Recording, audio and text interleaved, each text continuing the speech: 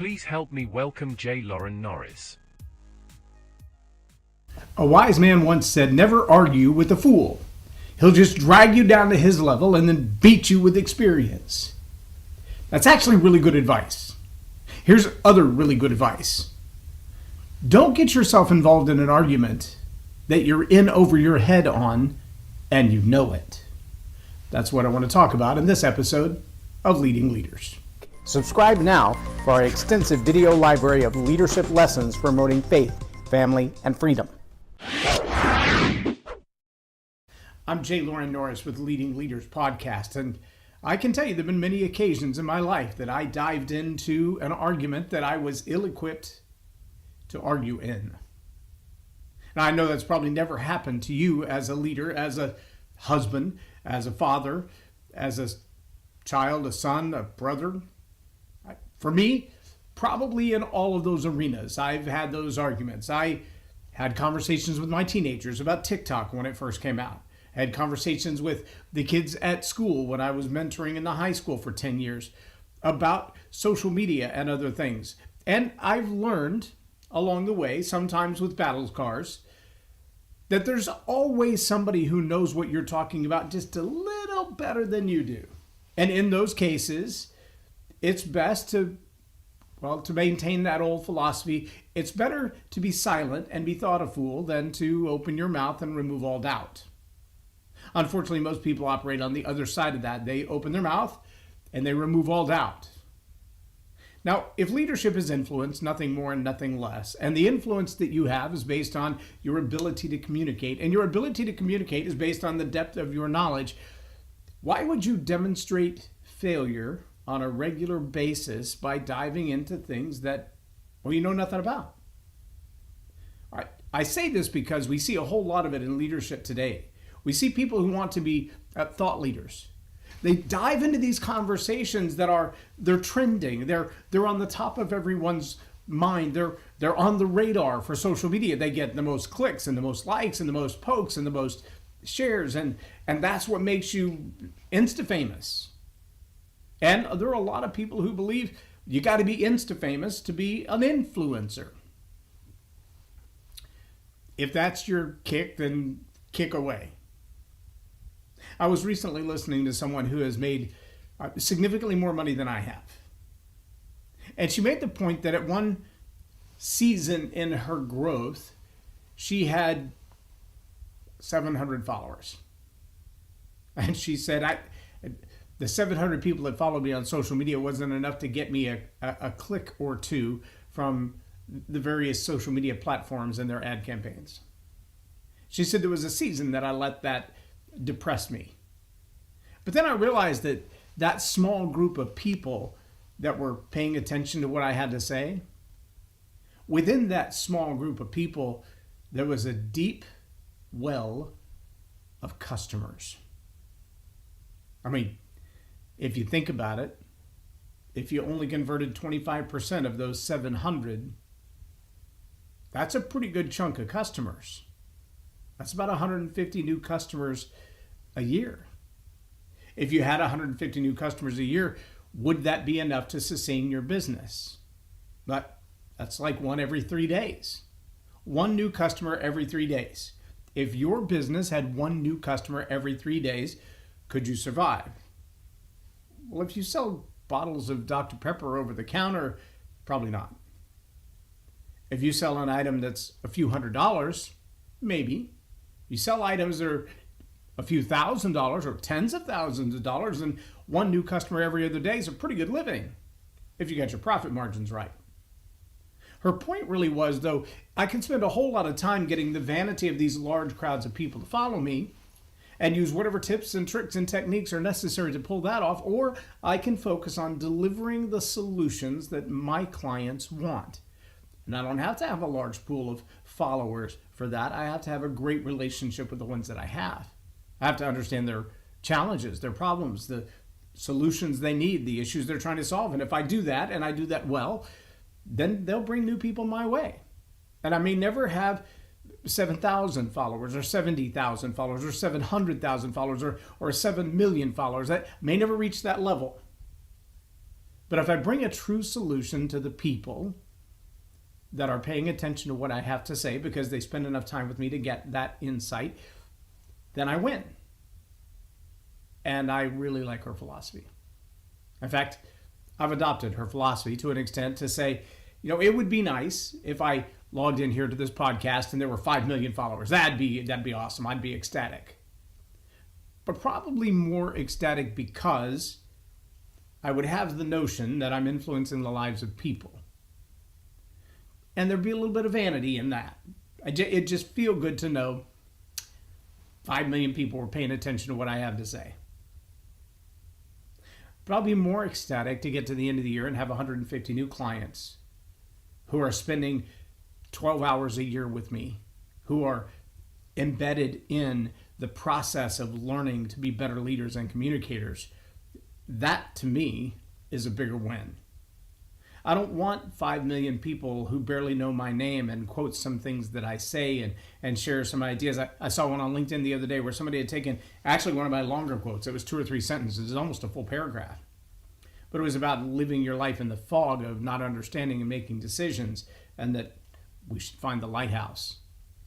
And then they took a photograph of their own work, one of their images of trees in the fog. They posted the image together with my quote on LinkedIn. And I thought, that's pretty cool. They did a great job of matching their image to my words. And that feels pretty cool to have the vanity of somebody sharing my quotes. One of my most popularly shared quotes is, if you don't know where you're going, ask somebody who's been there. It's shared in mentoring and coaching circles all over the place for over a decade. That feels good. That's flattering. I don't know how many new customers I have from that. I don't know how much true influence I have in people's life as a result of that. But I can tell you the people that are involved in the Story Power Academy right now, they are deeply involved and they are deeply engaged. And when we spend an hour together every month as a group, and those that are on the individual level, the elite level, and we spend 2 hours together every week, there's some serious impact in their lives. And I don't farm that off to 100 other coaches, and I don't shift that off to AI. Oh, trust me, I have people in the realm of my coaches and my mentors that I've stepped away from because we made huge investments in them, only to learn that actually the replies that we were getting were AI. It wasn't a human. In fact, I would send a question and I would get this brilliant answer, and then the next time I saw that coach or mentor live, I would ask him, "Hey, do you remember saying so and so? I'm just curious where you got that philosophy. That's pretty deep. That's pretty rich." To get a shrug to go, "I don't remember saying it." And later in a class to realize they probably didn't say it. It was an AI response. It was a robot response to the question that I asked. Now, does it make it less valid from an information standpoint? Well, no, they probably have, asked and answered that question through AI many times.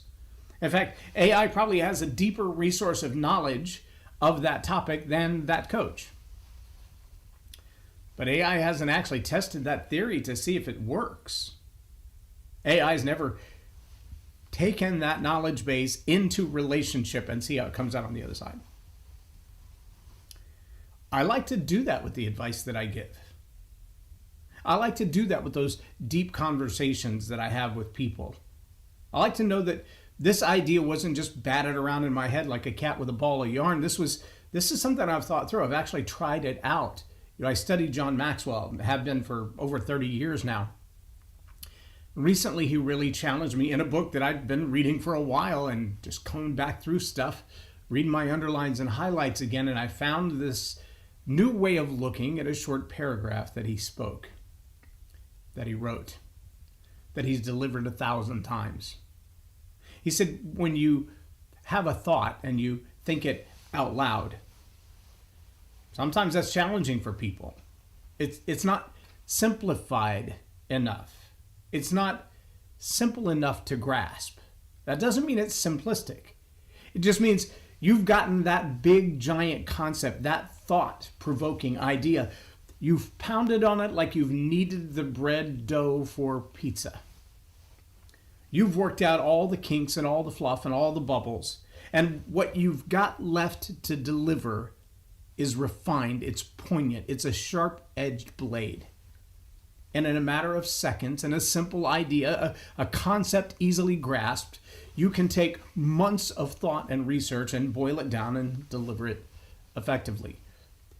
That's good communication. That's good communication. See, AI has this grand depth of knowledge. I was listening to a couple of reports yesterday. Different people who tried out on Monday this new AI called DeepSeek. And one of them asked a very complicated social political question. Geopolitics, like global level political answer. And as the answer was being typed back, if you've played with AI at all, you know you prompt, you ask a question, and you start getting an answer in a very long form, and then it simplifies and it becomes a dialogue and a conversation. And as this was beginning to come up on the screen, the receiver was sharp enough to get some screenshots. And just as the screen was beginning to fill, it stopped, deleted everything that it said, and said, "I'm not authorized to answer that question." AI isn't authorized to answer a question? Who's telling AI what to not answer? Who's telling AI what it can answer? What about that question made it unanswerable? I mean, there was data there. There was an answer there. That answer had already been formulated or was in the process of being formulated. But apparently the end result that would have been revealed by the answer to that question was not approved. By who? Let me go back to that opening statement. Never argue with a fool, because they'll drag you to the deep end of ignorance and beat you with experience. If you've ever been in one of those arguments with someone where every point that they made suits them well, but you could dissect it 1,000 ways from Sunday and realize there's just no truth in that. It doesn't just not ring true. It's not even truth adjacent. It's made up of whole cloth, but they so firmly believe it, they'll argue it to the end of the sun. That's a problem. But the only problem worse than that is when you run into that person who's not only firmly convinced of the lies that they tell, but they're also very susceptible to the lies of others. And they're a phenomenal communicator who's very convincing. Because somebody like that has been lied to, is susceptible to being lied to again, and is willing and perfectly capable of pushing those lies forward because they have the communication skills to do it. I'm afraid all of that describes what we now call artificial intelligence. Here's what I mean by that. The source of your data, when you're a teacher, a leader, an instructor, the source of your data is as important as your ability to deliver it. I can give you a sadly true example of that. My first speech to be graded, to be judged, we were all given a magazine stack in a speech class. I think this would have been my 11th grade year. The year I hurt my back playing football and had to take a season off, and I joined the speech class. It may have been my senior year. But when I joined that speech class, the very first assignment, Mrs. Melton came in and handed a stack of magazines, threw them out on the table, and she said, pick a magazine, pick an article, write the speech. We're going to take the magazine article as a prompt, and then you write the speech around it. So I wrote my speech, 3.5 to 5 minute speech. I wrote the entire speech on the concept of parental care for teenage moms. Parental care for teenage moms. I quoted all the stats from the article. I put all the bits and pieces together. I demonstrated emotion when I talked about it. I was passionate about the idea that these teen moms are getting no parental care. And when I was finished, to a great applause, my teacher asked me, Can you show me which magazine that came from? Well, I remembered the look of the cover. I knew which magazine it came out of. I opened the magazine and showed her the topic on the title page where the table of contents were of all the articles that were involved. And she looked at me and she said, "You delivered a great speech, but it has one major flaw." And I said, "What's that?" She said, "All the statistics you quoted were wrong." I said, "No, all the statistics I quoted came right out of that magazine." She said, "That's how I know they're wrong." I'm like, "Are you questioning the magazine?" I'm a high school kid, remember? She said, "No, I'm questioning your ability to read, because this article is not about parental care. It's about prenatal care." So I spent all this time arguing a point that wasn't even a valid point. Now, it may be true. In fact, it probably is true that teen moms don't get the amount of parental care that they needed. They're teen moms. They probably haven't had a lot of parental supervision up to this point. That's how they ended up pregnant as teenagers. I'm just guessing.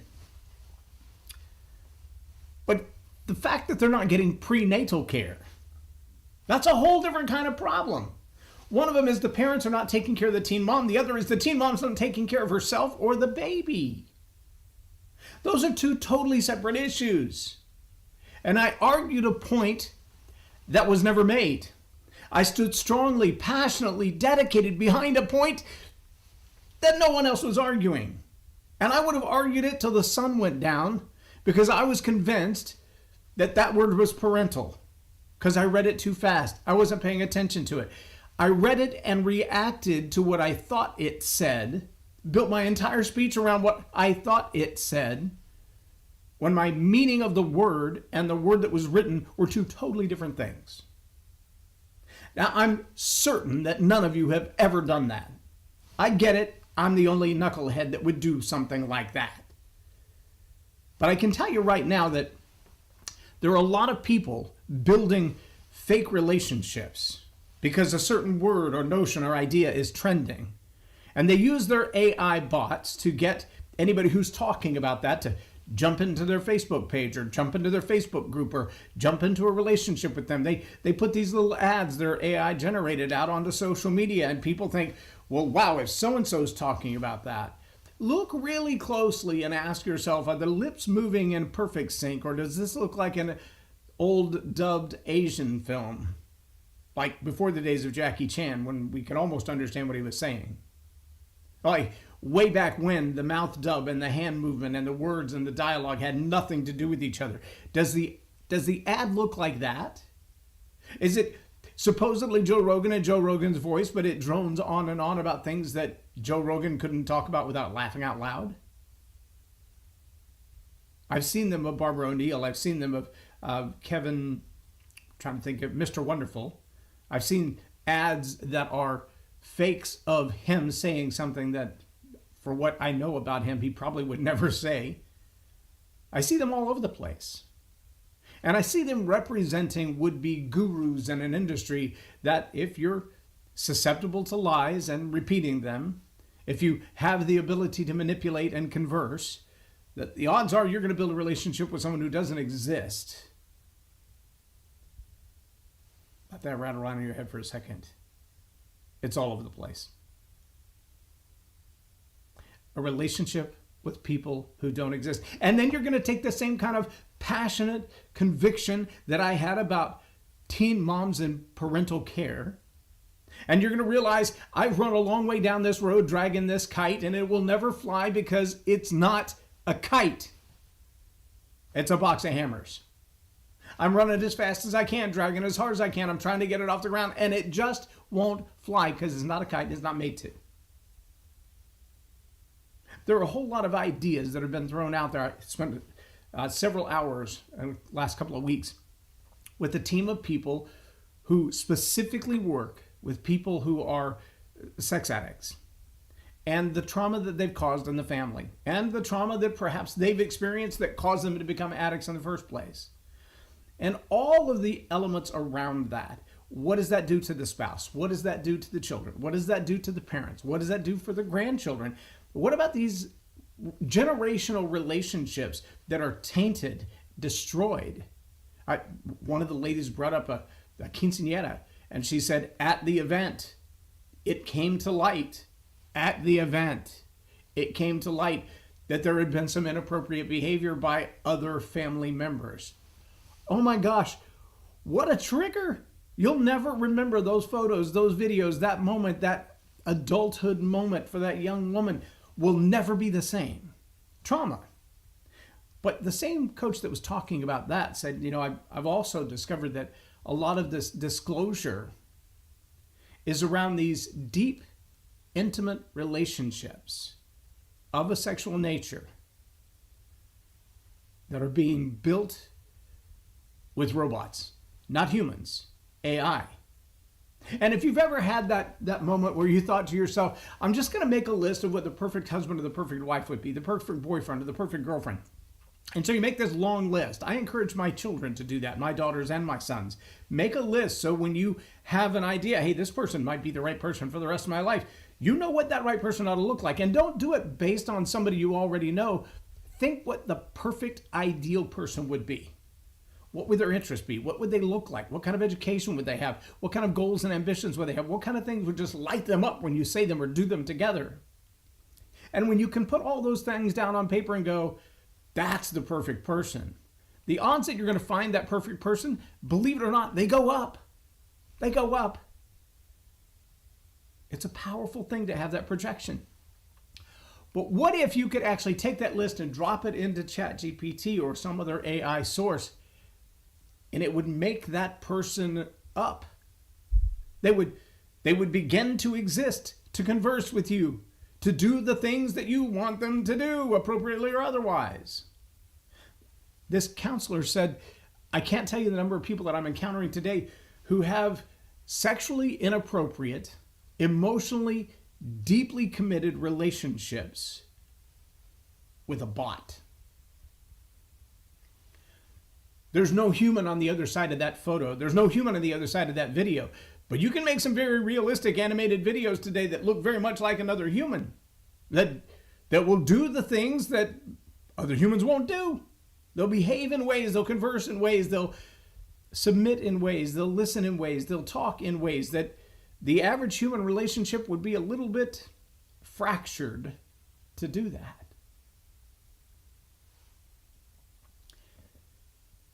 If that AI is willing to lie to you, to give you what you think you want, whether that's your business coaching, your intimate relationships, your training, sure, there's lots of data, lots and lots of data that can be shoved at you. What if, in addition to all that, there was some nefarious Wizard of Oz operator on the backside of that AI telling it when to stop talking, what to answer? Like the attorney when you're in that deposition or you're on trial and you're about to give an answer that's going to end your hope of freedom. And that attorney says, a moment with my client. Let me advise my client. And they pull you aside and they tell you a hard truth that you probably didn't want to hear, but it changes the direction of your answer. What if there's a Wizard of Oz attorney-like representative standing behind AI, only allowing it to tell you what's in their best interest? May or may not be in your best interest. May or may not help you at all. What if that's the case? Are you arguing with a fool who's going to drag you to the deep end and then beat you with experience? Are you asking questions to get answers from a source that has all the knowledge but none of the experience?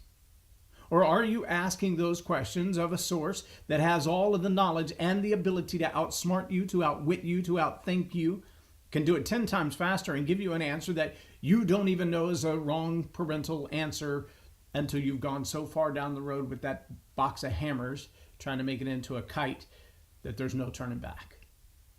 You've already done all the damage. You're already emotionally exhausted. You've already finished the course of the race and there's no point running anymore.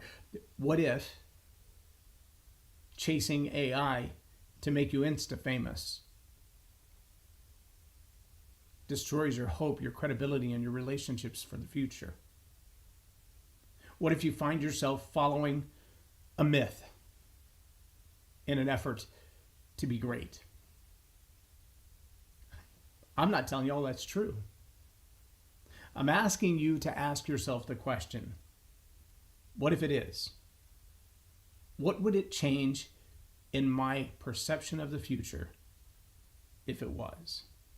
How would I conduct myself differently as a leader? Where would I find coaches and mentors and trainers who will walk beside me and make sure that I do the right thing, not just the thing that everybody else is doing right now? That's my job, to challenge you. It's my job to influence your decision making. It's my job to help you become a better communicator. It's my job to help you become a better leader. And I think those two things are inextricable. And sometimes it's the tough, hard, nearly humiliating questions that get you to the answers that you've got to deal with. That's what I'm here for. If I can help you, I'd love to. You go to storypoweracademy.com and find all kinds of resources and information. Or you can just hit me up on a DM and we'll have a chat. Take the time to ask the question, where does the information that I'm basing my decisions on come from? And did the source that gave me that information have an ulterior motive in giving me that information? I don't know the answer to that question, but if you're not asking it, you'll never know either. I'm J Loren Norris with Leading Leaders Podcast, or Tell It Like It Is TV. Have a blessed day. Subscribe now for our extensive video library of leadership lessons promoting faith, family, and freedom. I encourage you to go to storypoweracademy.com and check it out. Look at the different classes, the different levels, the different things that are available. You can take a lot of them a la carte. But spend some time there and see if that's the kind of thing that would change the way you communicate as a leader, as a pastor, as a counselor, as a political leader.